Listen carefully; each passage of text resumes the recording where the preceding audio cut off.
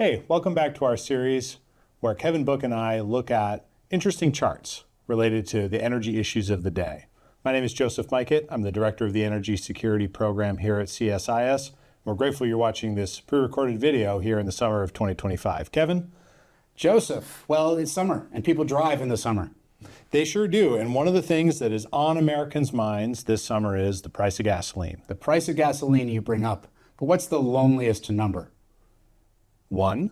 Well, no, it's the numerator without a denominator. So you may talk about the price, but I'm going to give you a ratio, which is the amount that you have at a household level or a per capita level, spending gasoline as a share of disposable income per capita, disposable personal income per capita. It's a ratio essentially you can think of as the wallet share that gasoline occupies. And we have a picture of that right here over the last 15 years. But before you give us the punchline, here's what I think we're going to find. Okay, what do you think? Everything is so expensive these days. Gas, groceries, the American consumer is getting hit everywhere they look. That's what they say on the news. And is it true? Well, if you look at real numbers and real gasoline spending over real DPI, actually not really. Things are quite good. If we look at where we are, at Clearview, we're estimating for July, we're estimating about 1.9% of disposable income, personal income per capita from gasoline on a national average basis. Now, a national average conceals a lot. So I've never been a nationally average person. I think it's probably not representative. But down, very far down below the wartime peaks that we saw in June of 2022, 3.6%. And well below where we were in the Libya Arab Spring crisis in 2011. And you can see 4.6% there. The chart doesn't go far enough back. You can't go all the way back to the 70s, but if you could, the numbers would be above 7%, closing in on 8%. So we spend, as a proportion of income, Americans spend less now than we have almost ever before when it comes to gasoline. Well, that's where this numerator thing and denominator thing are so important, because it's not just that we are spending less overall, but partly it's because our disposable personal incomes have been rising on a real basis, which is great news. Everything I think you'd want to see in a growing economy and becoming more prosperous. And of course, we are still driving quite a lot. Like VMT continues to rise, per capita VMT. The operative effect is mostly on the denominator, really, right now. But it happens to be at a time of very low gasoline prices relative on a real basis to where we've been in the past. Now, I know that there are some places in the country where it's impolite to talk about money and politics. Of course, this is Washington, D.C., and where I grew up, everybody talks about money and politics. But in the Washington you're from, it would be impolite, right? Given the nationalization of politics, you might find that people are more willing to engage in the conversation. But in general, it's not I didn't grow up with it like you did. Yeah, well, so I think you might ask, why are some messages more resonant than others with certain voter groups, certain political parties? And there's been a drill baby drill theme now since 2008 coming out of the Republican Party. If you ask, well, let's take a look at the snapshot for July 15th. And you have that 1.9%. It's roughly the same numbers, a slightly different data set. So about 2% on a national average basis. That's this line you see right here going across the middle. But then if you go by state, down from the highest spending state to the lowest, you'll see that it's red throughout the deck most of the way, with the exception of New Mexico up here and also with Delaware there. But it's mostly red states. And if you look at it, you say, well, let's average across the groups. Right. What is a red state? How do you define a red state? Voted red in 2020 in the 2024 election. Okay, so that's how we defined it here. Right. So these are Harris states in blue, Trump states in red. And actually that it works out to about 1.8% Harris state and about a 2.4% Trump state average. But if you look at it at sort of the state government level, and now you have some red states and some mixed states, as well as some blue states, you get essentially the same breakup. About 1.8%, 2.3%. But now you can see that some of these mixed states are in there too. Some of them are also swing states, right? So this makes this an issue that's not just resonant with Republicans who drive longer distances on average, on lower disposable personal incomes per capita on average, in larger cars on average, but also that some of the states where gasoline prices might make a difference might be the states that make a difference in a national election. Do you have a sense, or what is the primary vector that makes the difference from here down to here? Is it more efficient vehicles? Is it these are rural states? These are urbanized states? Is it these states make the lower incomes and less personal disposable income versus higher incomes? How do you break these numbers up? In this case, it's actually, so DPI is lower on average in the red states. Gasoline prices are also lower in those states, though. And part of the reason for that is that they generally have lower taxes on their gasoline. On the other hand, they drive a lot more miles. And they do so in somewhat less efficient cars. Right. And so you have more trucks. The truckier parts of the country, the more rural parts of the country, you end up with a sort of a greater consumption. So even at a lower price, because of that lower disposable personal income per capita, you have more consumption. That's really the effect you're seeing here. Interesting. Excellent. And so we talk a lot about inflation, and this is, of course, a big part of inflation. Now, that gasoline spend that we've been talking so much about is about two-thirds, 60% to two-thirds of the household energy spend. Household energy wallet goes to gasolines, which is why we think about it so much. But if you look at what's been happening, this chart here shows, in the red line here is actually the inflation, CPI annual inflation rate, which has been going down from its peak in 2022, and then just recently inflected up a tiny bit to 2.7% on an annual basis. And now this light blue bar that you see here is the effect, the contribution, the amount attributable to motor fuels. Right. Okay. The gray bar here is the share attributable to piped gas to the home.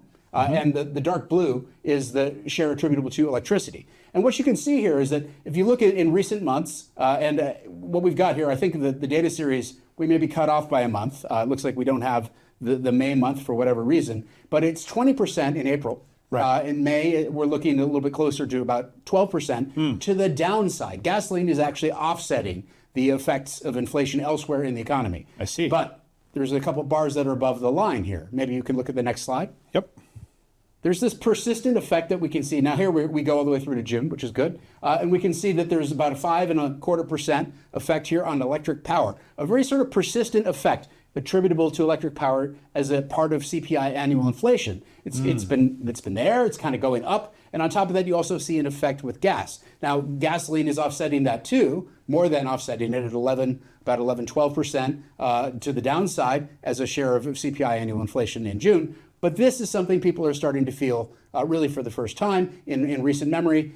They had some of it back in 2022, but now they're feeling it again. And it starts to sting a little bit. It's starting to resonate with the national popular consciousness. They're not just talking about gasoline prices anymore. They're talking about gas and electric.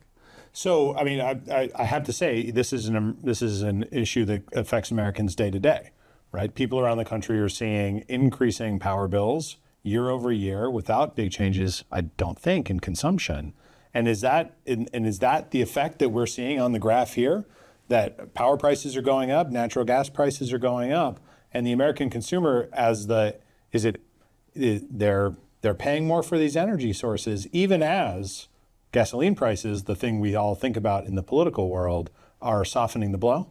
They are softening the blow. What we have here is a contribution to the CPI market basket. And so the composition of the basket, inflation in other areas, can make it something seem relatively smaller. The contribution seems relatively greater, not just intrinsically on the basis of the price that month, but it can also reflect what the basket looks like and how it's doing, up or down. So everything is more expensive these days, groceries, gas, power. But it turns out when we look at the data, that it's electricity and natural gas that are on the energy side contributing to positive inflation. Gasoline over the past few years has been helping. Not currently a source of inflation, and something that the president keeps talking about. The White House put out a posting in June saying that the June gasoline prices are the lowest than it had been in years, which is true. It was actually, I think, the lowest June on record going all the way back, as far as our data series goes, into the 70s, except for the June of 2020 when pandemic demand collapsed. But you talk about how everything's getting more expensive. Is that really true? I think, right now, it's definitely true that electricity prices are going up. Okay. And I took a longer look at this trend, trying to understand the big picture. Does that say 1952 down there? Yes, Kevin. So this shows us the relationship between electricity prices and the whole consumer basket between 1952 and 2005. Now, it can be tricky to think about this, so bear with me for just a moment. Okay. But where this line is about 1 tells you that the whole basket of goods and electricity prices are moving together. Okay. And where this falls below 1, as it has since the late 1980s, Overall CPI, overall inflation is faster than the inflation in electricity prices. So the cost of electricity to the home, as measured in CPI, Is falling. relative to the overall Right. inflation rate that the household faces. Yes. So as folks are looking at headlines this summer Okay. about rising power prices driven by AI, driven by renewables, driven by the cost of building transmission and distribution systems, we can talk about the attribution in a future episode. But as we look at rising electricity prices, I wanted to have an understanding of where today's trends fit in the overall history. So this is your grandparents talking about walking uphill both ways to school in the snow. Yeah, it might be, yeah. Well, my grandkids see snow, but I think there's two things I think that are really interesting here. Okay. One, over the time period where we had very slow growth in the electricity system, and we accomplished a lot of transition, as we talked about in previous episodes, from coal to natural gas and renewables, offsetting emissions, we actually did have benign electricity prices compared to inflation. Okay. Right. We have seen since about 2020 a reversal in that trend, and the tail end of this graph, you can see that electricity prices are now growing faster than the overall basket of consumption and have been for the last few years. We're talking about residential retail rates. Yeah. Okay. So this is exactly, I think, what you were showing for the last 3 years, but projected against all of history. And if you kind of look closely, you see that this is not necessarily an aberrant pace of change. We've seen spikes in this kind of in their relative prices before. And one of the things I think we want to understand going forward is what is driving these trends, and does the trend that we see here at the very end, which I think is going to create all sorts of new political narratives and challenges, does it continue? Does it get higher than one? Which tells us that all the progress you made in reducing the cost of electricity relative to all consumption over the past 40 years, that progress is gone. Interesting. Well, a lot of the gains that we saw in gasoline showed up not just because of a bigger denominator, but also efficiency. So maybe we need to talk more about efficiency. I think we'd be happy to do that. And then given that we're publishing these on a 2-week basis, we have plenty of opportunity to do so in the future. We should probably tell those good people out there then that we'll see them in 2 weeks. Yep, we will. Thank you so much, Kevin, for today's data dive. Great to see you. All right, colleagues, thank you for joining us. And we look forward to seeing you at the next occasion.